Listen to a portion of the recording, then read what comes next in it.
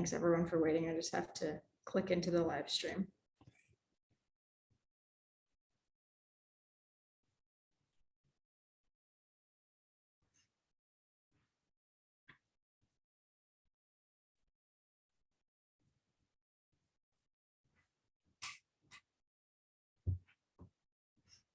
It's taking a minute.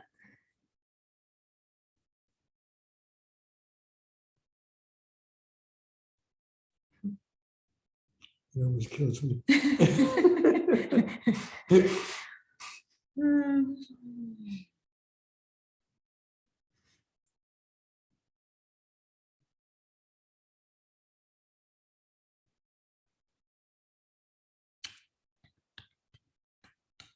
Sorry, everyone. Talk amongst yourselves for a second. It is processing.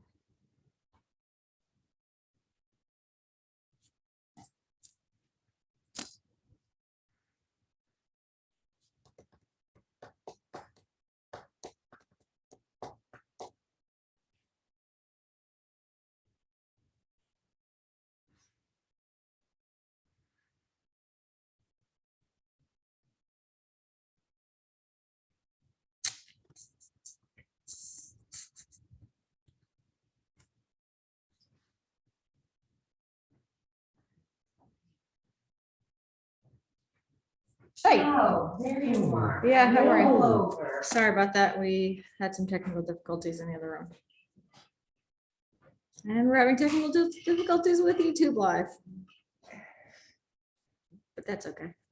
So if you want to be on the video, you'll need to be over. Oh, on the video? Yeah. I don't care if I'm on the video. Okay. We can hear you. All right. No doubt about that. So the YouTube Live isn't currently working. So we're going to back to Zoom. Oh, there we go. Okay. We're just going to proceed with the meeting, and we're not going to be on YouTube Live because it will not connect. So I'm going to call the meeting to order. It is 5:07 p.m. Thank you everyone for being here. I'm going to make an executive decision that our meetings were heretofore be only via Zoom because this is not working on this end. It is complicated, and clearly everyone chooses to prefer to be on Zoom. And so to try to do a hybrid version is not something that I'm interested in doing. I will speak to the administration to make sure they're okay with that. And I appreciate those of you that have come in person. But we will be moving forward with Zoom only for the Climate Smart meeting. So that being said, we do have quorum. Welcome. This is the Wednesday, May 25th, 2022 meeting of the Climate Smart Kingston Commission. My name is Julie Noble.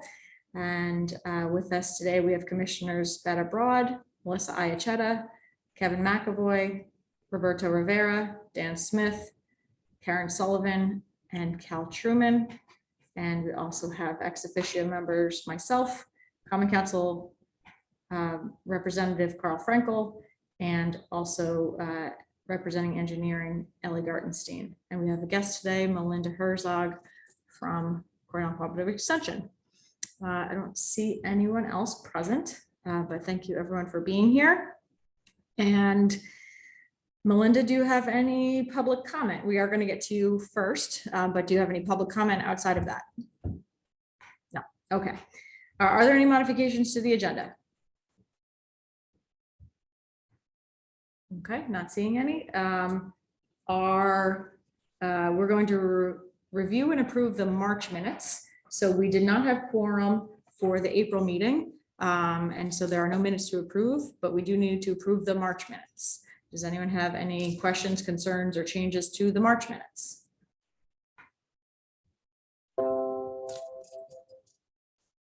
Not, we need a motion to approve. Is there a motion? Make a motion. to approve. Roberto? Can I get a second? Betta? I second. Okay, all in favor? Aye. Aye. Cal, Melissa? Aye. Yes.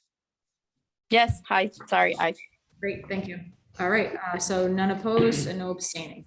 Thank you, Kevin, for pulling those together.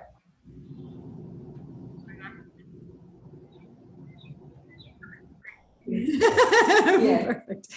I was in March, April, I just. Okay, great. So now I'm going to officially welcome Melinda Herzog. Melinda did come to our last meeting, but since we didn't have quorum, was not able to officially present to us. So Melinda, I'm going to hand it over to you. Oh, no, I just came again because I really like you guys. Oh, we like you too. So if you don't know me, I'm Melinda Herzog. I'm the Healthy Communities Program Leader at Cornell Cooperative Extension, Ulster County, located here in Kingston. We're working on a project funded by the New York State DEC's Hudson River Estuary Program and New York State Water Resources Institute with the city of Kingston. And the project is really in support of the implementation of PE9, which is climate change education engagement. It also supports the social media action. So this came about because we had done a lot of climate smart tools around the county, and there are a lot of questions on disaster preparedness and communication and recovery. And a lot of communities really don't have a lot on their website all the time. They communicate the information in real time when there's a flood or, high heat or cold or severe storms, but not a lot of education that people can just access and kind of learn a little bit about their community, like where shelters are and what to do if the electric's out and those sorts of things. So, and if there's a flood, who do I contact if my house gets flooded? That information goes out in real time, but we thought it'd be really great to create awareness and also that people can find that information out for themselves at any time of the year. Along with this project, we'll be providing 12 social media posts, a minimum of, that kind of go along with the information that we're collecting. And this is a regional project. We are a CCE regional partnership. So I'm working with 2 other counties on this project to pull together some of the general information that we'll be sharing. But then we'll be working with the city to come up with the localized information. So what I'd like to do is share my screen just to show you the worksheet that we are working with. We've kind of got this whole thing laid out in the information that we're gathering by topic. So it'll give you a really good idea. And what I'm looking for from you is any information that you have that's going to help me fill this out, but also if we think we missed an item, like a topic of some sort, and we've gotten some input on that. I have met with Julie separately, and I'm also working with the town of Hurley on this, and they have also had some input on it. And again, around the county, we've gotten a lot of ideas from other municipalities that other CCEs are working with. Wow, I have a lot more open than I thought I did. I hate when that happens. Okay, so here we are. So this is kind of, first of all, can everybody see my screen? Okay. Okay, so I want to be sure of that. I'm going to go up to the top. So this is really our in-house worksheet. Nothing I'll be sharing. Sorry about that. The phone always rings when you don't want it to.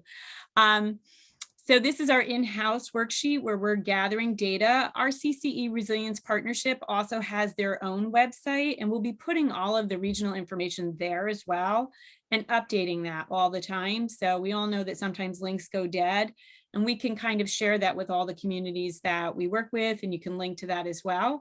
But the idea is to create a separate page on the municipal website specifically for disaster preparedness and recovery, so that people can kind of click on it, kind of learn to start thinking about it. It's a little bit of awareness. It will start with some information on climate change science and the impact of the kinds of storms and threats that we have here in our Ulster County area, and that might impact the city of Kingston. And we're going to do it in a way that it's not just a list of links, because that's such a wormhole, more that it's phrases, so people can read the phrase, really know what the link's sort of about, and decide if they want to click on it. So this is just some general information on climate change. This is actually really important if you want to apply for points, because New York State Climate Smart communities, if you're looking to use this to apply again to, update your certification status, you would need this information as part of this project. So it's, all of these links go somewhere. I'm just going to kind of give you the general effect. I'm not going to click on the links because we'll be here all day. But it's some general information on climate change and climate change that's local in the Hudson Valley. And then we're going to be putting in a variety of stay informed notification systems from the state. So we haven't filled it all out, but it'll be things like New York Alert and stuff you can sign up for. There'll be first aid information for people that need first aid information, how to perform CPR from the Red Cross, information from Central Hudson on what to do in a power outage, and how to sign up if you need to be on a special list to be alerted or checked on if there is a power outage. There'll be some information on, oh, and I want to just stop and let you know, this isn't necessarily in the order it will appear on your website. We're just gathering this information and we'll kind of work on that. There'll be information on flu and pandemics a little bit, so that you can go to ready.gov, what to do. Disaster relief and recovery will include also FEMA information. And then we have foodready.gov. If your refrigerator went out and it's been 8 hours and you don't know what to do, you can click here for food safety tips. Same thing for water. How do you boil water? How long? When do you need to do it? And of course, we experienced in our last emergency, the pandemic, a lot of food insecurity.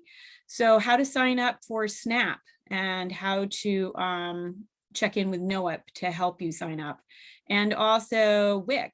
So that's also there. We'll also have information on local food pantries, local soup kitchens, places people can go for food. And some information on agriculture. This looks really extensive at the moment. It'll be shortened. We were just kind of putting the information together. City of Kingston does have things like backyard chickens. Where do you bring them if it's a real emergency? So there'll be information on that. And then how to prepare your pet for disaster. But there'll also be local information. Remember, this is kind of our general information that applies all around the region. So moving on from the agriculture part, I sat down with Julie, both Steph, my colleague, and myself, and we talked a little bit about the City of Kingston. And we're looking to include the community's notification system and how residents sign up. And of course, you have the Swift 911 system. So we'll put a little more in the phrase. And we're just flushing this out at the moment. So it'll be like, if you want to sign up, you need to go here. And how to contact the city. So you guys have this great thing called Kingston 311. So if you have a pothole or something like that, this is where you would report it. And you can also find out information there. So this is the place that you would put the request. The town of Hurley was very interested in having a little education on emergency sirens. So we included this. I'll be talking to Chris Ria. He doesn't know it yet. I haven't contacted him, but I'll be reaching out to him to talk about a few things, emergency sirens being one of them. In a lot of communities, besides the noon siren, there are other sirens and they have different sounds. So we may actually put in like a sound bit that people can listen to educate themselves on different sirens. We're not sure if that's the case in the city, but I will be finding out. And again, how do they identify vulnerable populations? So I'll be asking the fire department that. And also where to find municipal emergency information. Of course, the city has the website, uses WKNY, and you have a Facebook page. We'll be putting links to that and the WKNY number and the links to the website. Where your emergency shelters are, and also we have some cooling and warming information. I wanted to know if cell phone charging station areas were available. As of right now, it doesn't seem that there are anything designated, but we won't put anything that's not there. But this is also a learning experience for us and us as municipalities. Gee, maybe this is something other communities have and we might want to think about. I don't know. Warming centers, you certainly have, I understand it's Segunda Iglesia, but there's also a link, so we can put that there. Cooling centers, where your pet shelter goes. Julie and I had a conversation about this and said that she shared the Red Cross brought in a mobile pet trailer during an ice storm. So we'll be contacting the Red Cross to find out how exactly did that happen and would you do it again? And then again, we'll have Julie shared that Catholic Charities operates food pantry at Segunda Iglesia, but we'll also be looking into others in the area and how information goes out on drinking water, if it needs to be boiled, and dry ice from the fire department. Is there a regular place that's dropped off for pickups? Can we list them now? Or is it decided in the moment? So we'll figure that out. There is already a flood preparedness guide for the city of Kingston. I know I'm like talking really fast, but I'm almost done here and then you can ask questions. The flood preparedness guide was actually prepared with the city and Cornell Cooperative Extension a few years ago with the evacuation route, mostly from downtown on the Rondout. We'll be putting links to that, but I'll also be talking with the fire department to see if anything changed, anything major. And then, of course, if you have to park your car because the area where you are is flooded, the Cornell Street lot is still the city's designated parking lot. And then we'll be contacting again, looking to see if there's anything beyond Central Hudson that we need to include in electrical or gas power company information. And EV charging stations map. You have one, you have a link to one, so that's really great. We're not really sure, this was a question from Hurley and a few other communities, if you knew about gas stations that have generators. As of yet, I'm unaware of them. Julie shared that she's unaware of them. You know, I don't know how many we'll be able to contact, but we'll see what we can find out on that.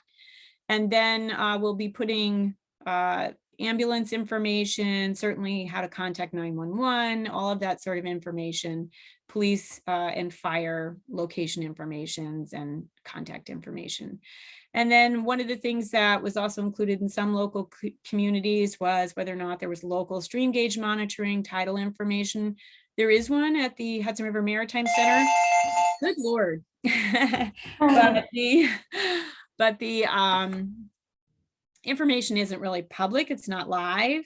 I shouldn't say it's not public, it's not live. So I'm not sure how relevant that's going to be unless you're kind of looking at sort of the history of it. And then, of course, we'll link to the Climate Smart Kingston website and your Facebook page. So we also sat down and asked Julie a bunch of questions about the website and how we can provide things. One of the things we'll be trying to do is also provide photos. Would be way too much to have a lot of like photo story, but we want to have some pictures so that it's not all like just lists of information and text. So we'll be also inquiring about some local pictures and, trying to put some of that up. But that's kind of the project in a nutshell. Our IT guy also can put a lot of the information in HTML, but Julia shared she would like it in plain language. And he will be formatting the social media posts so the photos are all set for Instagram or other social media because they are different. So we'll be sharing those so they're ready to go, and it'll have a little information on it with a link, but you can also add more if you want to. It'll be in a format where if you want to also include your local Earth Fair or something like that, you can do that. And I'm done with running along here. I'm ready for questions. Great, thank you, Melinda. Any questions or comments from folks? Amazing, it's awesome. Yeah, yes. Yeah. I have one question, Melinda. Sure. It had to do with the stream gauge. Maybe I'm not up to date on this, but I think it required a sponsor. We'd looked at that. I'm not sure if we looked at it at this board, but definitely at the CAC. Okay. I And, know that the Hudson River Maritime Museum, they have some grant funding and they have that Okay. there, I'm pretty sure. And They're Julie getting can that correct up me. and We're both running? on the education committee, but it's been a long time since we've talked about that. Okay. Yeah, I mean, the last thing that I am aware of is, so the USGS was operating the Rondout stream gauge for a long time, and it cost about $10,000 a year to operate it Maybe more. or more. And that funding is dry, and that funding was not coming from the city. And so the CAC has convened folks in the past to see like, what's the value to folks? We want to keep doing this. Where can the money come from? And bottom line is that there wasn't anyone forking up $10,000. So I'm not even sure the equipment is there, but the housing is there. And so I'm not aware of any initiative to bring it back, but there is interest, but I'm not aware of any initiative to bring it back. Yeah, and I can contact the museum too to see if they have any updates on it, to see if there's anything. I do remember that some of the data was coordinated with Norrie Point, and whether or not that's still being done. So, that's something I can definitely look into.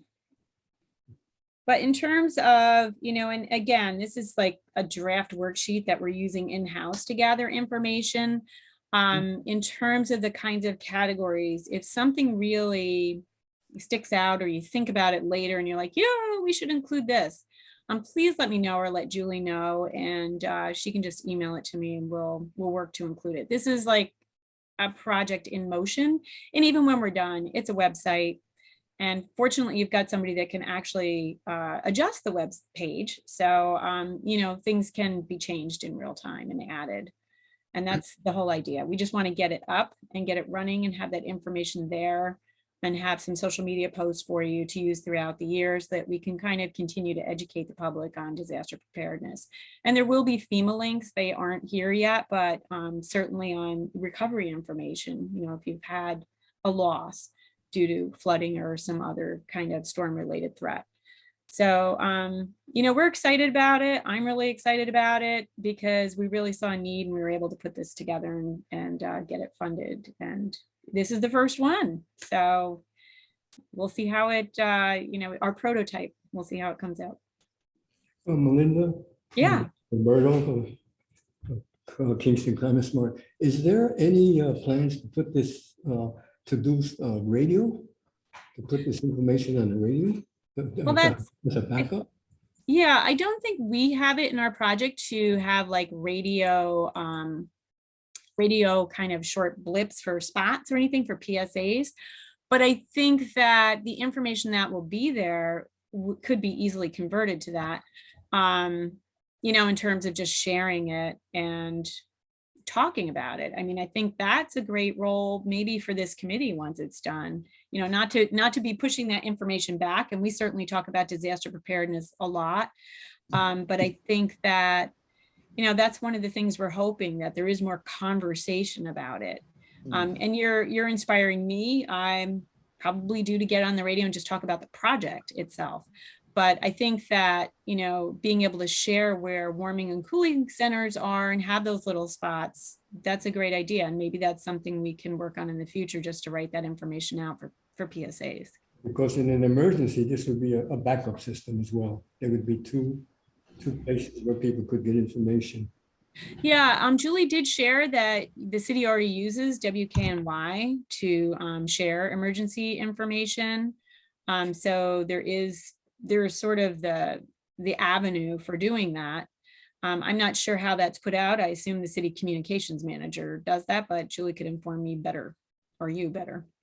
Yeah, all of the emergency stuff is done by the communications office. Yeah. With the mayor.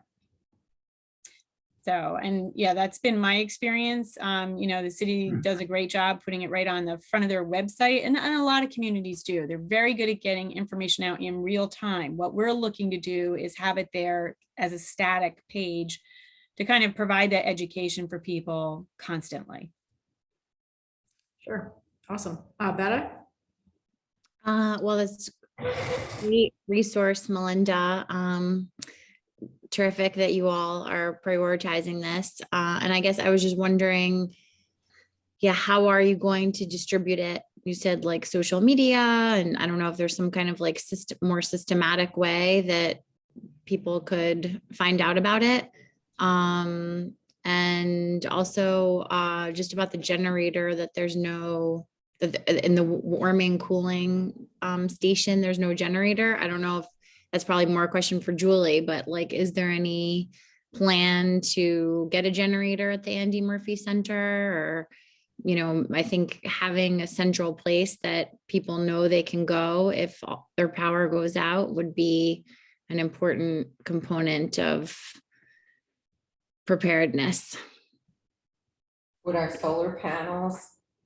Yeah, I mean, From the save the I can day. speak to that.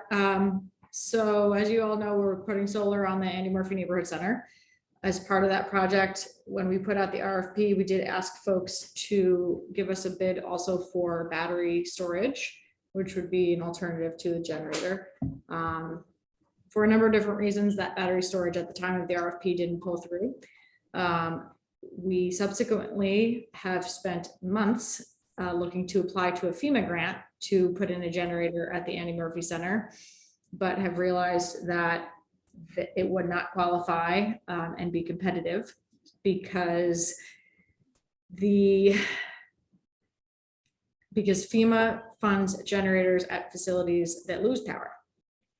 And we are a facility that doesn't lose power frequently at all. Actually, in the time that I've worked for the city, and I work in the building, I can't even count on one hand how many times we've lost power because we are on the same circuit as the critical facilities, including the hospital and City Hall. So we all are generally always having power. So I don't have data to suggest that to FEMA at least, to justify to them to pay for us because we want to be able to have a backup generator. That being said, I also can't in good conscience put a solar system onto our building and then use a fossil fuel powered backup generator. So I'm not going to go through FEMA to get a fossil fuel powered backup generator, even if I could. So I am working with Suncommon, who is our solar installer, and they are getting me some information about battery storage. There are limitations to that being used as a generator. But that being said, there are less than 10 times, according to the Red Cross and the police, fire department, that we would have needed in the last 20 years, fewer than 10 times that a generator would have been needed at the Andy Murphy Center. And we do have other buildings that we could use as a backup. That being said, we are still pursuing it. I can't speak to whether or not the Segunda Iglesia has a generator or not. That's the warming and cooling center, which is different than the Andy Murphy Neighborhood Center, which is the Red Cross emergency facility. We also don't actually use the emergency facility very often. Again, in the recollection of Red Cross and myself and the fire department, we used it for the ice storm. We used it for 2 house fires last year. We used it for Sandy. We used it for Irene. And that's just in the last 10 years. So it's not very frequently used. None of these they may sound like excuses. We are still working on how we're going to get backup power in the building, but all this is to say that FEMA is not justifying it. So we're looking for other sources of funding. Right.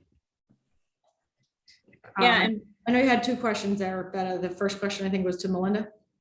yeah, I was going to say, and to answer your other question, Betta. So the social media posts are really designed for the city to actually put out, not for us. But that being said, when the project is complete, we will certainly, put out a press release saying that we've worked with some communities to do this and as a region, just to bring awareness. But I would suggest, that's something that we can talk about at the end as well, whether or not the city wants to put out a press release. And we can certainly put out social media posts ourselves saying that the project is there and linking people to the website. I think that's the best way to kind of get those posts and have people take a look at the page.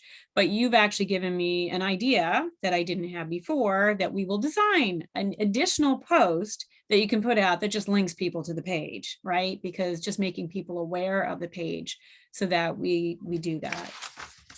And that's a really great idea. That's something we could do easily.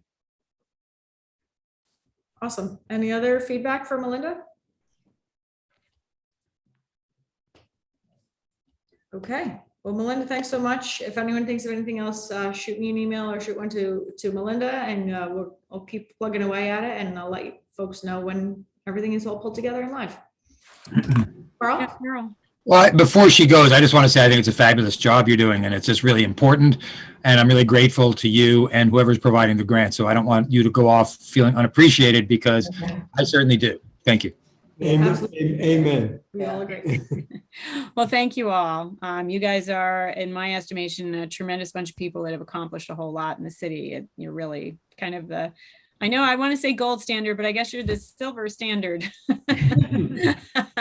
Gold is available. Gold is coming, I'm sure, soon. All right, thank you all. It was great to see you all this evening. All right, see ya. All right, bye.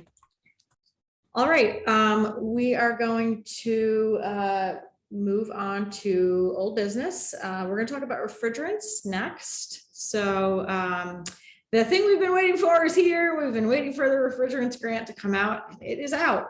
And so it is the Department of Environmental Conservation's Climate Smart Communities grant. was announced as part of the consolidated funding application, which is CFA. And so we have gotten permission from the administration to apply. We need to get permission via a resolution from the Common Council. And so we are putting together a communication to go to the Common Council for the June Laws and Rules meeting. The application is due July 29th. And I will be writing the application primarily as city staff, but I'm going to definitely look to Climate Smart folks, Dan and Ellie and others, for some support in that, and particularly the Climate Smart Kingston Commission related to CFA grants as a whole. We'll be looking for letters of support next month. We don't have those together yet. So right now, the scope of work is the 5 different components that we, a subcommittee of us that had met, had talked about. They need to be fleshed out still, but right now it's looking like the 5 components being education and marketing, an amnesty program for collecting refrigerants, refrigerant containing appliances, a person to manage, sort of the refrigerants manager person, staff person,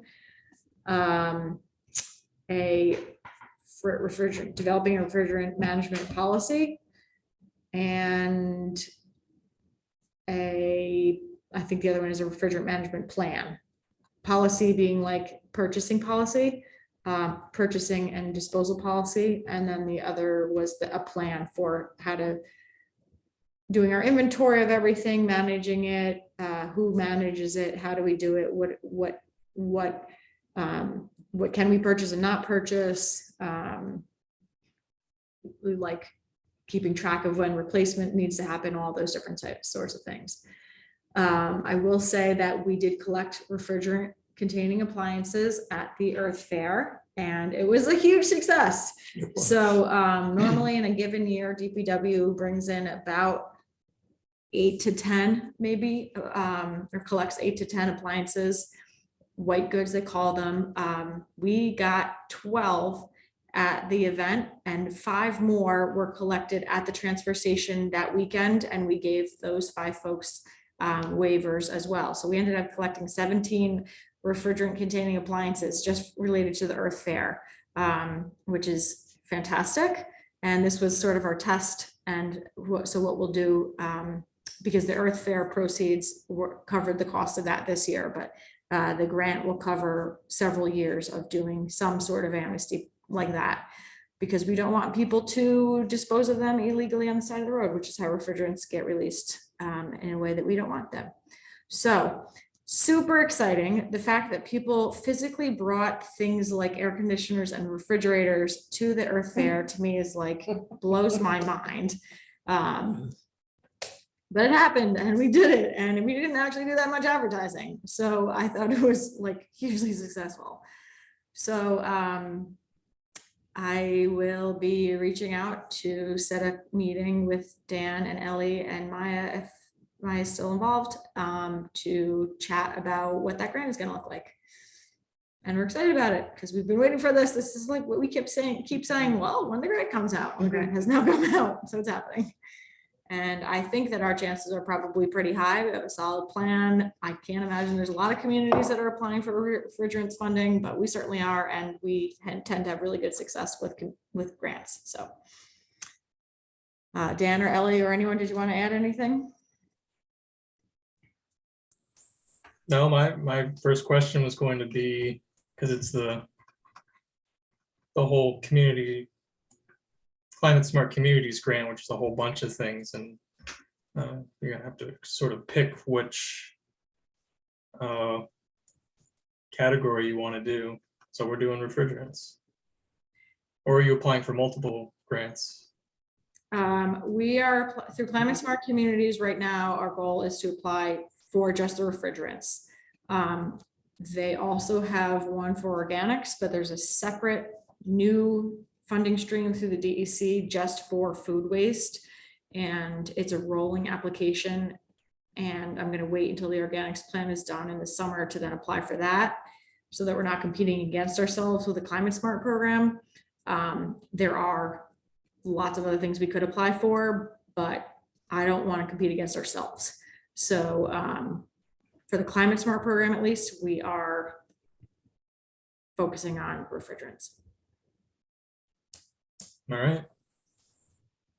Let's So do it. yeah, so that's refrigerants. Anyone else have anything else on that?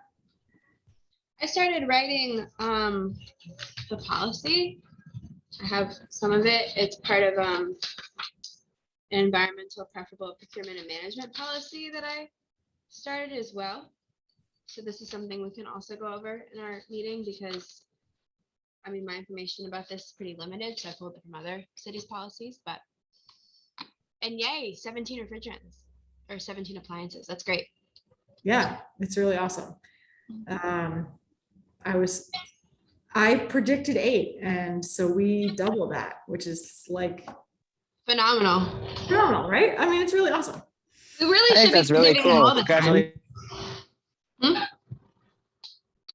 Do we know the chain of custody with those refrigerants? We do. once- We do? We do. Okay. Yep. So what the question is, do we know the chain of custody? So the refrigerants, so the way we did the Earth Fair and the way that it's done at the transfer station also is that any appliance that's brought in with refrigerants, which we only accept refrigerators, freezers, dehumidifiers, and window air conditioners. And we don't, well, there is a fee structure right now set up for whether it has Freon or whether it does not.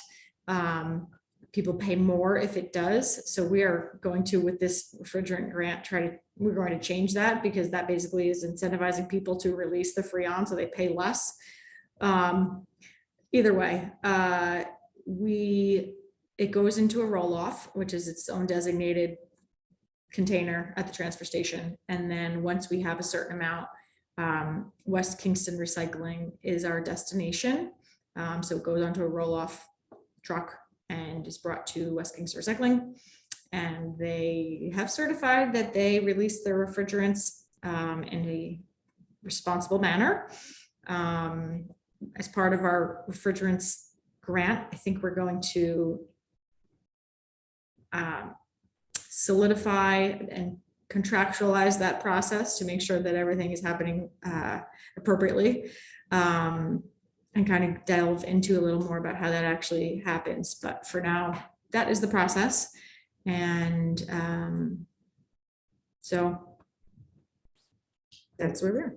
Good information. Yeah. All right. Anything else on refrigerants? Okay. In an interest of folks' time, I know Dan and Cal both have to hop off at 6. So I want us to jump to talking about the Earth Fair, if that's okay, because Cal, I know you had a big part of that. Is everyone okay if we do that? Jump to talking about the Earth Fair? Yes. Okay. We had a really amazing Earth Fair, and I want to thank everyone who was part of it.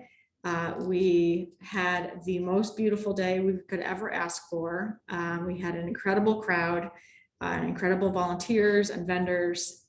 We estimated about 1,000 participants, although it's difficult to tell over the course of the day because there's no check-in location. There's no streamed site where you come in or come out. And we did talk about that sort of in our planning wrap-up meeting about how we could do that differently in the future to somehow try to quantify how many folks are there. But just as a reference for like use, Melissa purchased reusable water bottles, which we used and gave away for free with bottled water, water in Gatorade jugs. And in the first 2 hours, we gave out 250 of those. 93 people signed up to win a free composter. And so we gave away a free composter. We had about 50 people test ride the electric bikes, which was pretty exciting. And then lots of people took a survey to provide us information about electric bikes. And we'll speak to that in just a moment. So Be Vegan was the company that came in and did that for us, and it was very successful. We had the Earth Fair, the Earth Day Exchange, which we were able to collect dozens and dozens and dozens of articles of clothing and other things from schools and others, and we were able to give much of that away and also collect more things. We had a successful repair cafe hosted there where folks got knives sharpened and clothes mended, and lots of other things that happened there. I personally got my knife sharpened while I was there, which was so fun. We had tons of vendors. The food was fantastic. The kids area was super successful. Melissa and Cal pulled that together to really create quite an enjoyable space for the kids. We had electric vehicles in a showcase. So thanks folks that brought their electric vehicles. We'll ramp that up a little bit more next year. As I mentioned, we did the refrigerants collection, which was hugely successful, as was the e-waste. We collected an entire packed inch by inch dump truck filled with e-waste, which was everything from humongous TVs to itty bitty little hard drive things. And it's so interesting to me because we collect e-waste all the time. And like, this wasn't even something special, except for that we just highlighted at an event, and lots of people learned about it, went home and came back, which, you know, let us know we need to do a little bit more outreach on that. But it was really a very fantastic event. We had Roberto's came and sat for the Climate Smart table and taught people all about recycling and lots of other things. We got all of our marketing materials put together. So we have the magnet, which has the QR code on it that we have lots of now, so people can take the magnet and put it on their fridge and learn all about Climate Smart Kingston, and also the brochure that was put together. Good job, brochure team. And that is something that people have lots and lots of copies now, so I'll make sure that folks get copies of those. And it was positive all around. It was really, really great. We had a bubble blowing, you know, merry-go-round guy. It was fantastic. So the music was amazing and the people loved it. You know, there's a reptile dude, and there was Pook came and the children sang, and it was what we want a community Earth Fair to be. And so I'll open it up to others that are here that wanted to just comment on it or say anything if you were there or if you weren't, or if you heard anything about it. Does anyone else want to say anything about the Earth Fair? I put it in the chat, but thank you again, Roberto, for staffing the table. Very helpful. Pleasure, Cal. My pleasure. Yeah. I enjoyed it. It was a nice day. Beautiful day. It was a beautiful day. And so it takes lots of work. And so I thank everyone for all the help. I think, you know, it definitely is quite a showcase for all the things that why we exist. It's why we exist, to have things like this. So just a logistical thing. Melissa, I wasn't sure if you were going to be here in person or not, but I do have all the invoices that needs to go to Catskill Mountain Keeper. So I don't know if I can catch up with you sometime later this week to get you those. Yeah, I'm actually leaving town in a few hours for the city, but next week I can touch with you. Perfect. Very good. And we came in over budget. I mean, under budget. It came in within our budget. So we raised $2,000 and we spent less than $2,000. So as a whole, it was a super successful event for the city. Really good. Can I add something? Yes, please do. I just want to say that there was so much planning and so many meetings, and you know, there were Climate Smart members attending, but we were talking about like our recap meeting of how we can improve for next year. And I think more involvement up front, and, you know, even if you aren't free the day of, like we had, you know, Cal working on this like brochure we ended up printing for Climate Smart. There's educational material. There's website maintenance now for the new QR code that we made for that magnet. So there's so many ways to get involved, even if you are not free the day of. And, you know, reaching out to businesses and trying to get vendors and trying to get sponsors. So, you know, we would love help next year from as many Climate Smart folks as we can get. But thank you for those that did. And also a couple things to think of for next year. One is that Dietz Stadium is going to be under full renovation, as in closed, from the end of this fall through the spring of 2024. So all of 2023, Dietz Stadium is going to be closed, which means no parking lot for parking, no place for e-waste or refrigerants, no access from that side at all. So certainly that is an issue, which we will need to discuss in planning next year. There was a suggestion of possibly moving it to Kingston Point or another location. We do not need to decide that right now, but just something to consider. We also talked about how we can really ramp up a zero waste policy for the event. This year we did begin the institution of a food vending policy of like that vendors needed to follow certain guidelines, including compostable materials, as locally sourced food as possible, like meat free-ish. But certainly anyone who has experience or interest in helping to put together, and planning on that zero waste policy would be great. Also, again, like ramping up the EV part of it, partnering with folks who do EVs more could be helpful, or vendors. So there's lots of room for growth. We're going to start planning for next year in January. So anyone who's interested in helping to plan for next year, check back in January. Anything else on the Earth Fair? All right. Again, a final thanks on that. So before Cal jumps off, I'm going to cut over to Cal to talk about climate exhibits at the Maritime Museum. Go ahead. Just real quick, I wanted to let folks know that I've mentioned that I've been working with the Maritime Museum down in the Rondout on their climate change exhibit for significantly longer than I expected to. But it's launching on Sunday. It's been sort of open, but they haven't had an official launch. But this Sunday, there is an official launch from 3 to 6 p.m. if you want to go check it out while a lot of other people are also checking it out. If you'd rather not do that, you can go, I believe they're open Tuesday through Sunday or Wednesday through Sunday most weeks.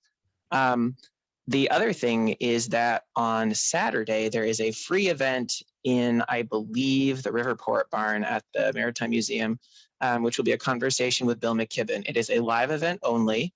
It's free to attend, but you do have to pre-register because there's limited seating. They're asking folks, or they're encouraging folks to wear masks, but I don't believe they're requiring it. So if you need to figure that into your math about attending, that's reasonable. But it is a free event. You register on, I think, Eventbrite. The link is on the Hudson River Maritime Museum website, which is hrmm.org. So that's happening on Saturday. So those are two things. Saturday is the Bill McKibben free talk. Sunday is the launch of 3 exhibits, including the climate change exhibit. Oh, Bill McKibben is an internationally renowned climate change expert who wrote a book called The End of Nature in like the 80s and has been banging his head against the policies that have prevented us from taking action on climate since then. Awesome. Thanks, Cal. Sure thing. I'll stick around until I have to hop off, but just wanted to let folks know about those things in case it interests them. Great, thanks. And Dan, I know you need to hop off also. Is there anything else that you wanted to chime in on particular? Nothing really. That I'm just going to keep investigating New York stretch code stuff like that. Kingston hasn't adopted it, right? Have they? We have adopted it. You did adopt it. Okay. Yeah, we adopted it last year. Okay, I thought so. I was just looking at the clean energy communities and saw it. Yeah. But we didn't apply to the pilot program that No. New York offered. Mm-mm. It was quite a bit of work to apply for that, but we can look to next year since Kingston's already ahead of the game. That's all I got. All right. Okay, so let's jump back to city sustainability projects. Just a couple that I'll mention. One is the Kingston Point Park Phase 1 is now complete. They have mowed the soccer field. It is done. You can go down there and hang out and play soccer if you want at Kingston Point and park in the parking lot and look at the green infrastructure and enjoy your time. Phase 2, which is south of Delaware Avenue, we're still trying to get into contract there. It's a long process with the state, so that's not moving forward just yet. Community preservation plan is moving forward very nicely. We had our second project advisory committee meeting yesterday. We're going to be having our public launch of the community preservation plan on June 14th at 6:30. Let me just double check that while I'm saying it, because I don't know if that's actually true. Yes, June 14th at 6:30 is going to be in City Hall. I'm not sure if it's going to be hybrid or not yet, but it's definitely going to be here in City Hall. And that will be the public launch of the community preservation plan project. And also we're going to be launching the website in the next couple of weeks, where there's going to be a survey and an online map and a mapping survey. So you can provide your input on that. Several members of Climate Smart are part of the community preservation plan project, and I appreciate your time on it. There will be a few opportunities coming up very soon for getting the word out and getting the survey out to the community. So I'm going to be reaching out to folks to help to do that, so that we are getting as broad of a spectrum as possible for the community to provide input on the community preservation plan. So I might have folks distributing surveys or going to events or bringing surveys with you to places or talking to groups of friends or whatever we might do for about a month or so to gather as much information as possible to represent the community. There are a couple initiatives with the new climate action plan that we've been advancing. One of them is, and we did an action through the Earth Fair, which is the bike share. We did, as I mentioned, host Ewegan, which was a company out of Canada that was interested in coming to the event. We don't have any allegiance or alliance to them. They just decided to come. And either way, as part of that process, we were able to gather some survey information about people at the event, their feeling about bike share programs in the city of Kingston. The company is going to be coming to present to the mayor and myself and Ellie in a week or so about the results of the survey, and also generally talk to us about what a bike share program would look like in the city. If we were to move forward with this, we would need to do a request for proposals, so we couldn't just choose one company, but still just trying to understand what that system would look like.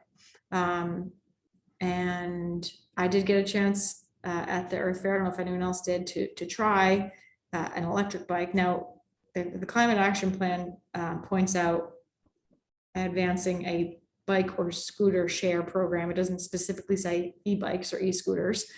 This particular company is an e-bike company. E-bike meaning electric bike. So it's pedal assist. So you pedal, but it makes you go faster than you would normally pedal. So it's not like a little, like a moped or anything. You actually have to pedal. It just makes you go a little faster. But they are electric powered. We could have solar powered stations. That would be a docked system if we were to do it. Non-electric bike and scooters could be docked or undocked. There's lots of different things. So Ellie is going to be one of the folks primarily moving this initiative forward. And so we're going to be meeting with Weekend, and then we'll continue the conversation on from there. Another initiative that we are advancing and looking into that really is highlighted a lot in the new climate action plan is electrification. So we did pass the stretch code in last year, 2 years ago at this point. But one of the things we're interested in doing is applying for NYSERDA funding through the CFA to electrify 2 of our buildings. Now, there was the grant funding that Dan had mentioned and Betta had brought up in the past about the Stretch to Zero, which was an initiative to fully electrify and go beyond the stretch code. We were not aligned with doing that at that time, but we are looking to fully electrify 2 of our buildings as a pilot. So we're looking at City Hall and the Andy Murphy Neighborhood Center. So I am reaching out to contacts to understand more about what that would look like to be able to apply for the NYSERDA funding, which would help us to take both of those buildings off of fossil fuels using funding from NYSERDA used to the CFA. So that would be due at the end of July as well, July 29th. Those 2 buildings are sort of our showcase buildings, like our main buildings in the city that where we have staff and lots of people and other things. So if we can figure those buildings out, then we will be able to replicate it to others. And so we're going to start with those buildings first, hopefully through some grant funding. So we'll be looking to folks here for support on that and possibly more information if that is your bailiwick. So Betta, don't be surprised if I reach out to you soon to chat with you about what that might look like. Sure, sounds exciting. Yes. Sorry the other RFP didn't work out, but how come you got any reason why in particular you decided not to go for it? We were advised by the administration that it was not the right time to be doing that grant.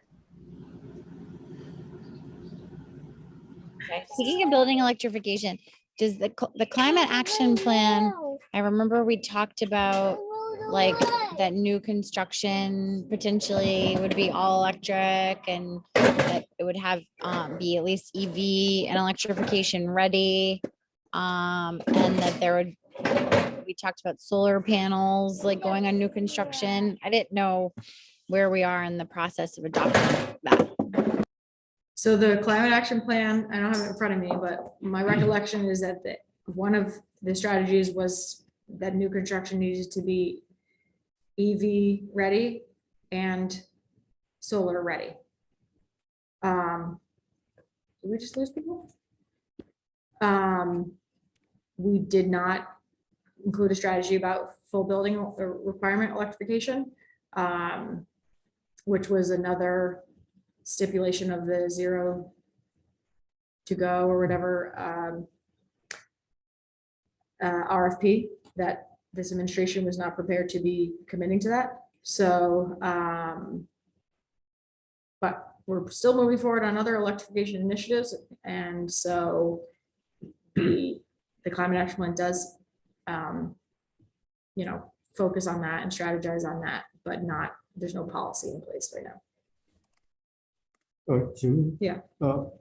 I read in the papers that there was a project in New Paltz that had all of these a new project, like a condo that was just built recently. Yeah.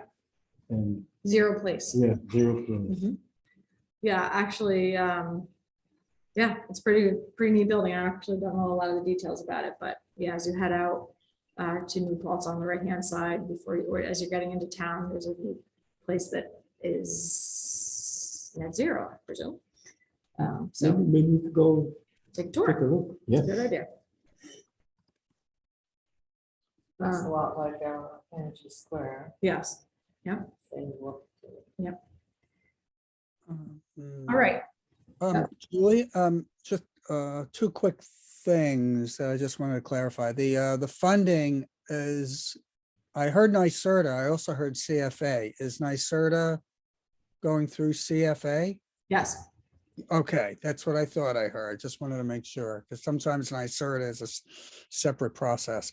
And the other question we're in the midst of at the pedestrian and bike plan project advisory committee, looking at a rough first draft, just the committee. It hasn't been released to anybody else except the committee. But I didn't see, I made a comment about e-bikes, that they should include that within scope, because I didn't see it in there. And I'm not sure if the bike sharing made it in there either. Perhaps I should make a comment to that effect. Sure. I think I could still do it, but Emily's going to cut the date off. So my question is, have you coordinated with Emily Flynn on any of that? Or probably, but maybe not. I don't know. Not directly. Okay, might be a good idea before Barton and LaJudas, wraps it up and calls it done. So, Okay. yeah, okay, well, I'll make that comment and get it over to Emily, like as soon as we're done with this meeting. Okay, great. Okay. Thank you.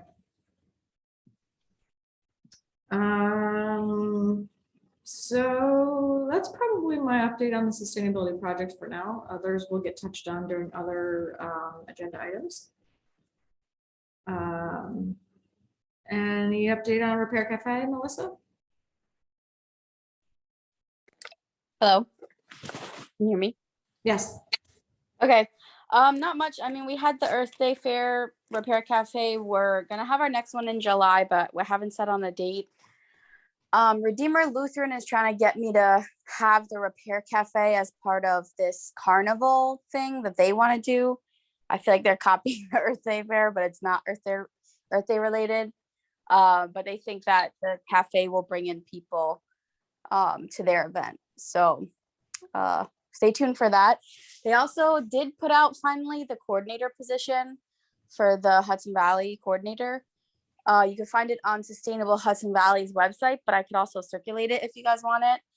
It's a part-time role. I believe it's like 20 hours a week. And at first they said it would be 20 an hour, but now I think the range is going to be negotiable. But yeah, we can circulate it if folks want it. Great. Thank you. And thank you for coordinating bringing Repair Cafe to the event. I think that was, it is a key location for that, and I hope that we can continue and broaden that in the future. Thank you. I'll try to make it better next year. Everything always has room to grow. Any other updates on outreach and education? Just that we actually got the trifold printed of where to reuse, reduce, recycle, rethink in Kingston. It's our R's guide. And we had that at the Climate Smart table. We also had the magnets that Cal printed with a QR code. Oh, do you have one ready? Are you reaching for one? Okay. And those magnets link to the Climate Smart Kingston website. I got access to edit that webpage. I just haven't had a chance to edit it, but I'm glad that it goes somewhere. But I do want to put a PDF version of the R guide. I want to put the stuff that couldn't fit in the guide. There was so much about like CSAs and just all sorts of great programs and local buying in bulk that we just couldn't fit into, the trifold. And then we can link anything we want on there, basically, like the presentation we had earlier, we can link to that. Basically, whatever you guys want me to put on there, I can maintenance the page. But yeah, hoping next Climate Smart meeting, I'll have it to a point where I can share it, and then we can go from there on what we want to add. Awesome. And I really appreciate you taking that on. It looks great. Cal did all the designing and the layout and was really instrumental in getting this done, because if we think about it, this is something I wanted to do for last Earth Day in 2019. So I had this idea, I had the content, but the layout skills were not there. And also I couldn't decide what was important and what should go and whatever. So Cal really, I wish they were here still, but they really pushed it over the finish line. So Great team. Yes. Great teamwork. yeah, Wonderful guys. thank you. All right. Green Business Challenge and Green Jobs. Betta or anyone have anything to add on, contribute on that? No, unfortunately, Mike Darcy, I know, came to the last meeting and there wasn't a quorum to give the update. So I guess he wasn't able to come today, which is too bad, but I haven't gotten any update from him. Maybe you have, Julie. No, I haven't, but just speaking to that, I did speak with Nick Vazda, who is the coordinator for the Department of the Environment now. And I did mention that Amanda Laval previously, or still, is considered a non-voting member, which really would apply to him or his office. So Mike Darcy did express interest in serving in that role, so I did talk to Nick about it. I haven't heard from either of them, and Mike's not here, so I will follow up with them again, but hopefully someone from the County Department of the Environment will be able to participate. All right, any zoning updates, Kevin? Or others? Kevin, you're muted. So sorry. Yeah, I think if you go to Engage Kingston, there is a whole slew of events coming up in June.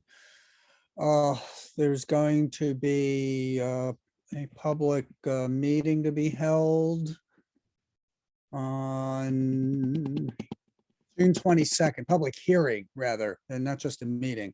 There'll be meetings prior to that at City Hall on June 8th. At 6 p.m. It will be an open house at City Hall on June 10th. I believe that's a Friday, 2 to 4 p.m. Ward 4, 5, and 6 open house on June 10th at the Kingston Library. I had an email today. There may be something else happening at the library on this as well. I can put all that in the chat so we don't spend a lot of time just reviewing what's on Engage Kingston.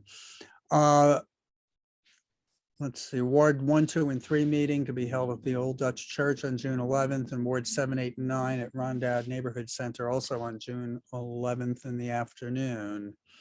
So I think that covers it for the moment. The scoping comments were already done. That's closed.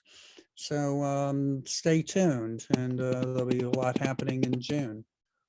Great, thanks, Kevin. Okay. Renewable energy, CCA, and Solarize. Ellie, did you want to give us an update? Did we talk to Nick about Solarize? Were you there for that? Yeah, we talked about like an ending date. And it's my understanding that it is rolling and will continue to stay open so long as the vendors have projects available. However, it seems like the projects themselves are kind of limited. So I think the availability to sign up for community solar is dependent on how many solar projects are being run through these vendors. And since the vendors' projects are limited, there might be like a limited availability, but there is no deadline to sign up. Okay, and do we have something on our website that reflects Solarize at this point? I don't know. Can we check? Was, right? It didn't work. There was at some point. Did anyone take it down? Nope. So could you check on that to see make sure that it sort of reflects that it's still happening? Yes. Great. I am checking right now. Hold on, let me mute myself. Great, thank you. Also regarding CCA, I actually have a meeting with the comptroller and the mayor on Friday to discuss moving this forward.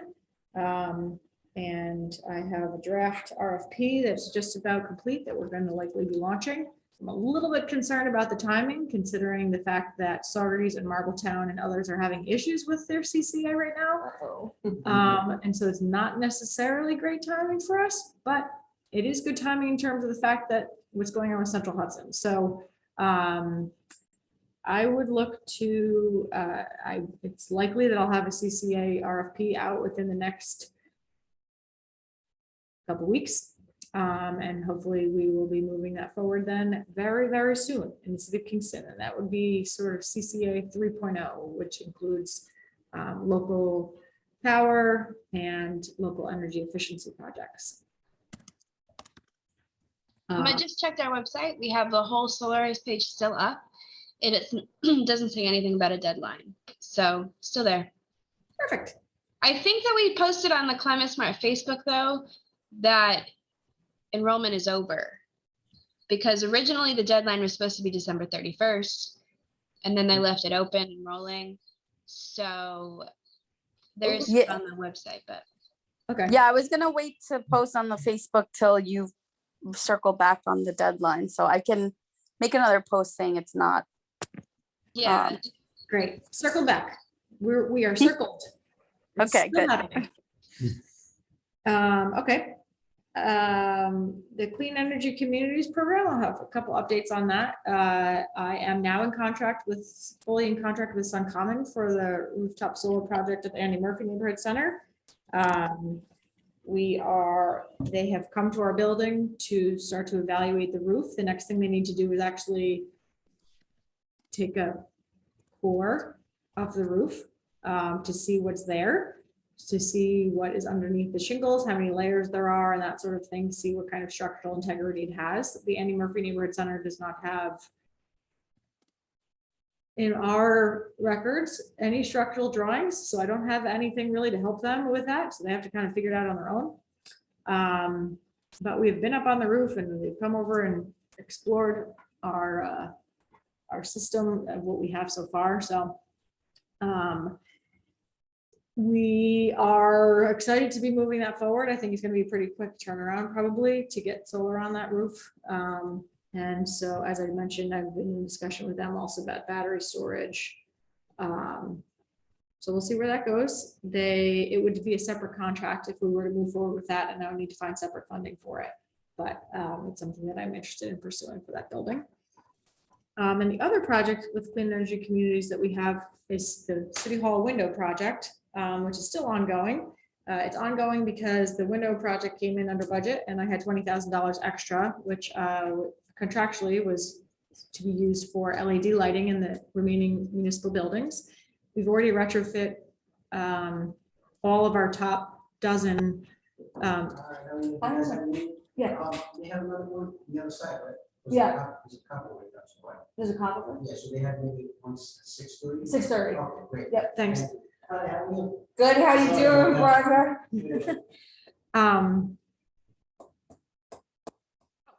So we've already done the top 12 buildings, which basically is any building that has more than 15 lights in it. And so today I met with our Central Hudson rep who did all of our, I worked with to do the lighting and the other buildings to see if I can do anything with the remaining buildings, because the city has,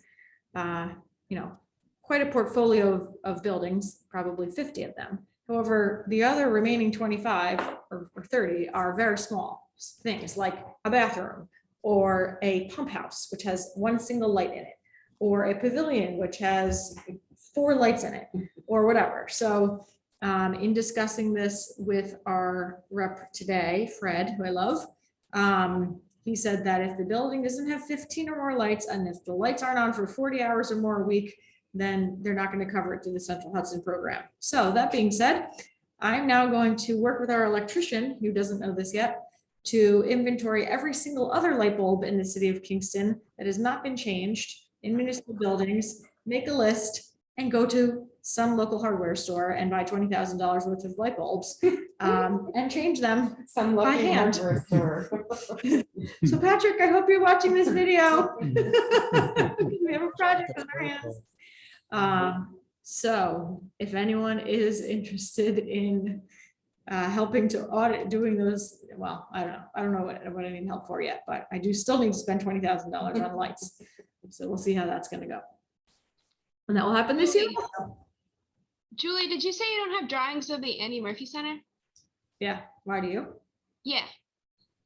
I have 2 documents. One from roof reconstruction, engineering drawings, and the other one, actually this might have drawings, but it says preliminary building systems evaluation, Andy Murphy Midtown Neighborhood Center, and it's got everything structural Wow. aspect. Do you want these? Yes.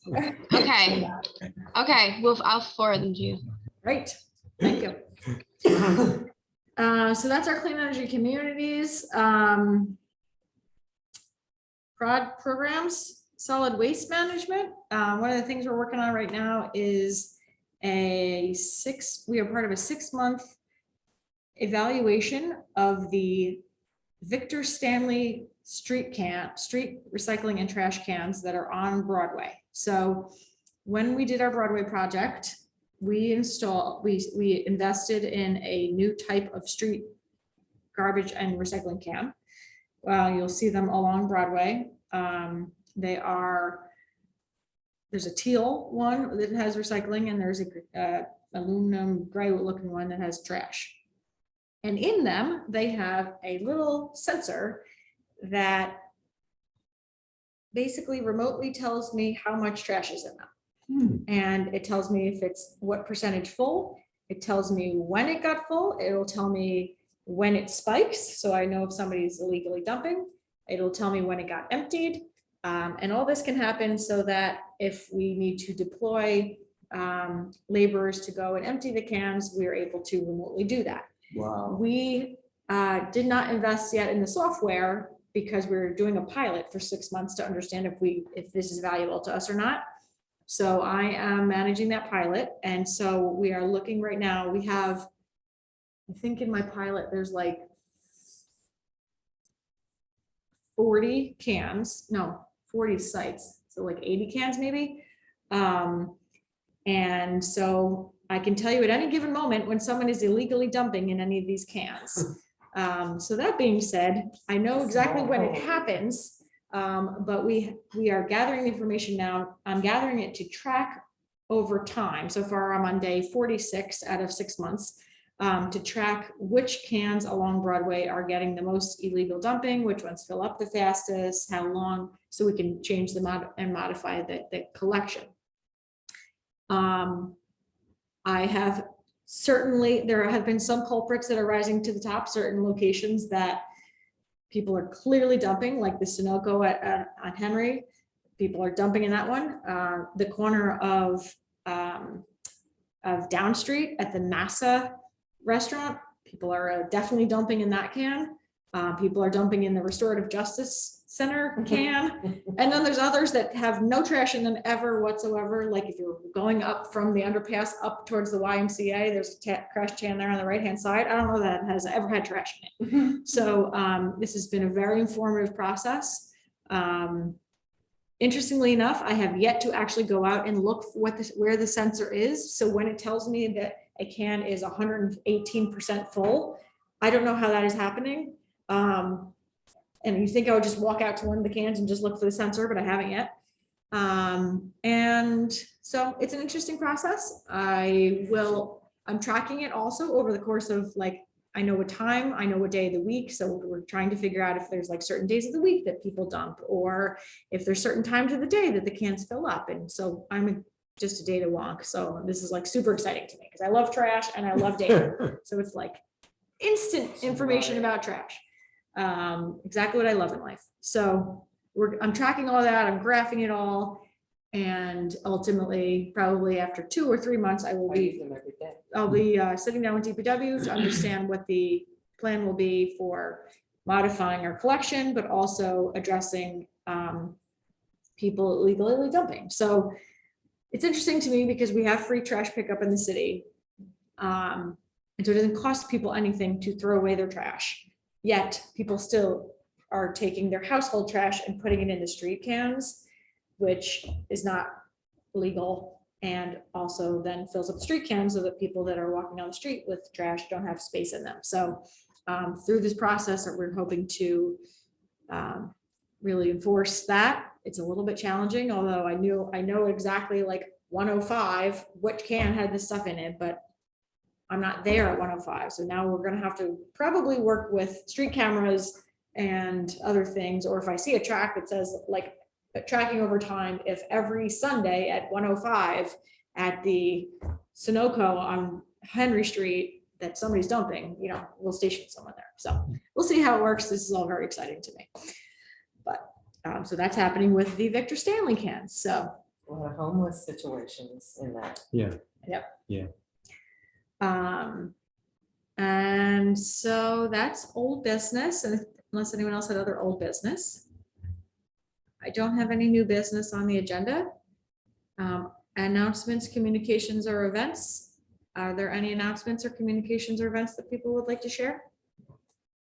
Julie, there's one thing that I learned at the Ulster County Climate Smart Okay, is that there's supposedly, there was a Lindsay Cooper from the Hudson River Estuary Resiliency Program. And she announced that there's going to be a grants for 1,140,000 available grants for HR for this kind of work. And that's June 1st, 2020 at 3 p.m. That's when it has the proposal has to be in.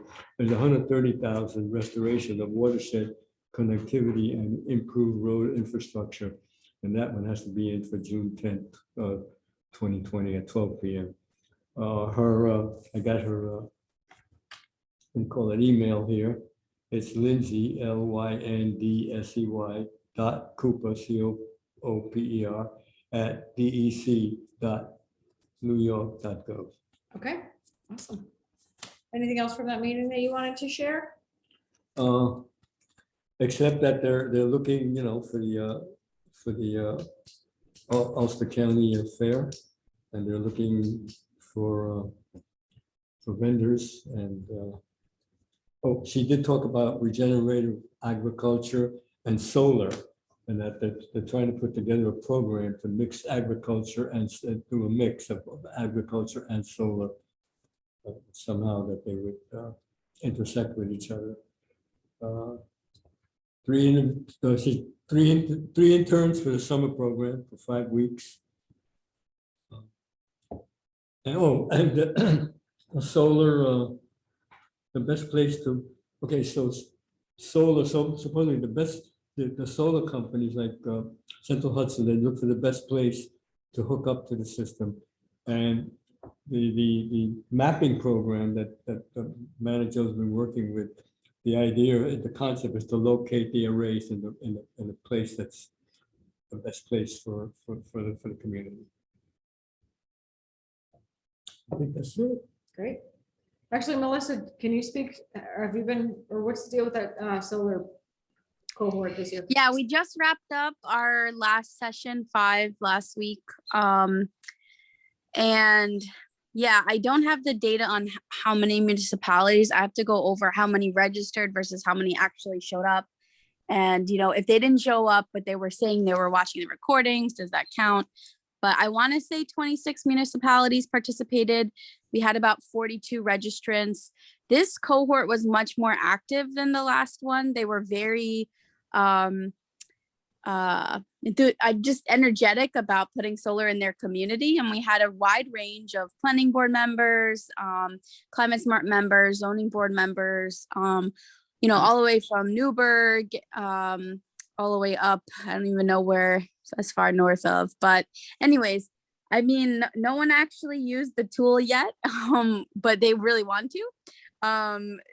And well, sorry, I'm wrong. Lee Goy from Esopus started, but didn't really get there to present anything. But we are opening up office hours beyond the sessions. So if anybody wants, when the legislative session is over or when they have more time to look into the tool, we'll be there to walk them through it. And kind of what Roberta was saying is also Mana has 3 interns this summer, and she's going to try to do another cohort during the summer, which is going to be 5 sessions in a row. So instead of every other week, they're just going to be straight sessions. She may even try to get it down to 4 and consolidate some of the material. And that's going to be led by the interns. And then she also wants to set up this program where she matches interns with municipalities and have the interns use the tool and kind of, because there's a big learning curve there with the mapping software.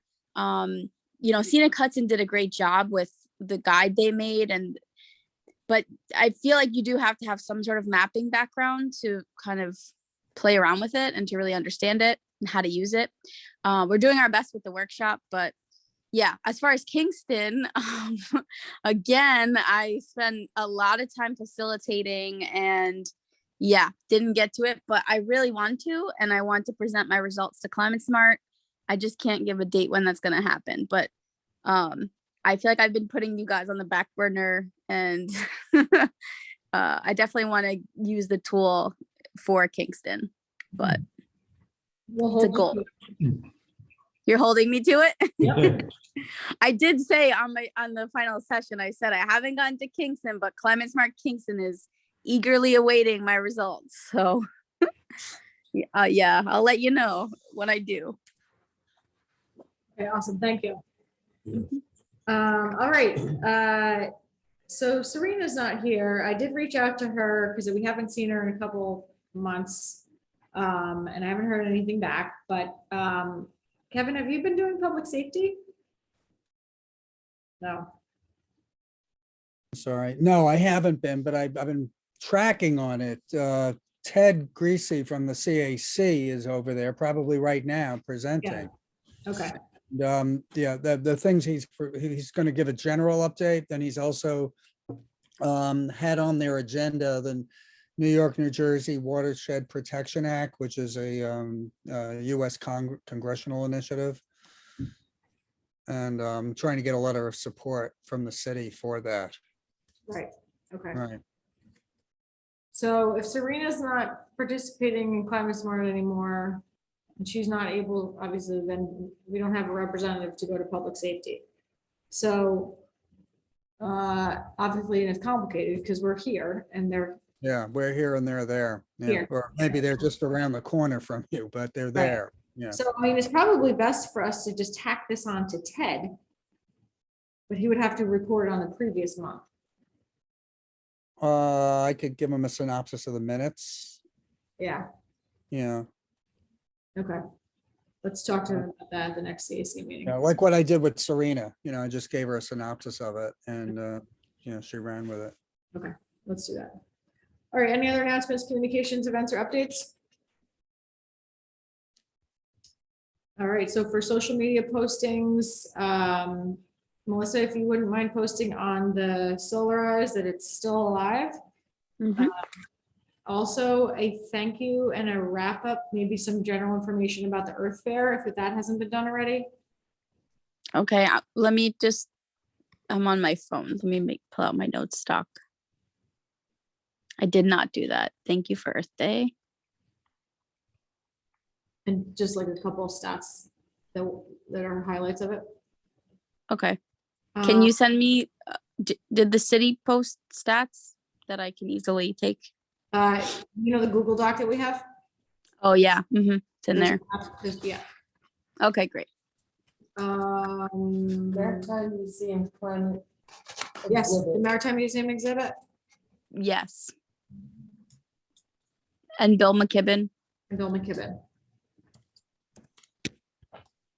and our new, well, I guess once I do the website updates, then I would promote the site.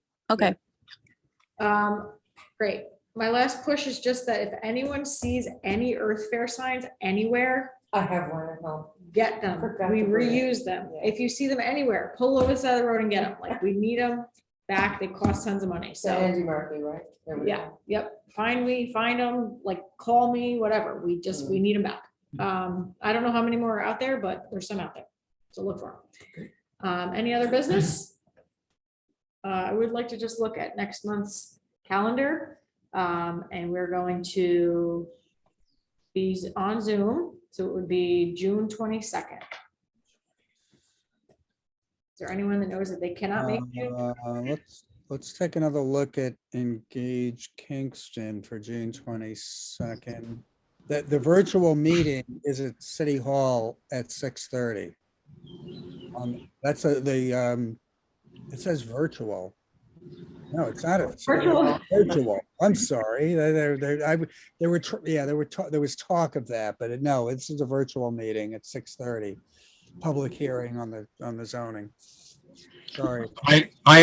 I am iffy for attending on that day. I will be out of town at a tennis tournament, and it's hard for me to toggle from tennis to city government, but I will try. Okay. Anything else?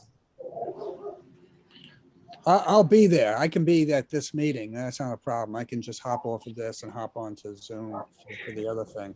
All right. You're gonna be there? Mhm. Yeah, June 22nd. Okay, great. All right, so looks like we'll have quorum. Any other business? If not, we need a motion to adjourn.